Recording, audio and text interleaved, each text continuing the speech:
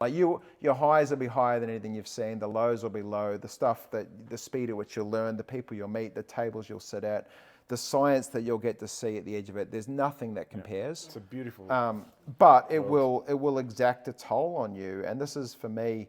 It's been going back and reading about the olden adventurers and the journeys that go on and the diaries that they put together, and you realize you get to see stuff and experience things, but it changes you and it actually damages you, and which is fine, right? As long as you come back the other side and recover and go through it again. And so I think it's we need people to kind of keep doing it. I think there is a certain sort of addiction to it, but managed properly, I think it can be fairly healthy. But look, if you were anywhere else in the world and you were placing $100 million bets on an outcome you maybe controlled 50% of the inputs to, everyone would say you had a gambling addiction. Like everyone would like to get a gambling addiction.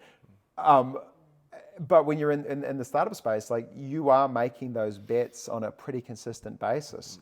And to be clear, you do not control the outcome of all those pieces. You can try, but there's stuff outside of your hands. And, there's a bit of a thrill at that, which is that's the addictive part. But, the other side of it is it actually swamps a lot of the sort of the simple pleasures in life. Like, I remember you'd go paddling into bigger and bigger waves to try and get that sort of buzz. But you were forced into the sort of adrenaline kind of thing to try and get the buzz that you were getting from sort of the levered bets that you were making in the technology world. But when you get out of all that, you get back to some of the simple things of just going for a nice kind of walk in the park and, just your baseline kind of like drops back down.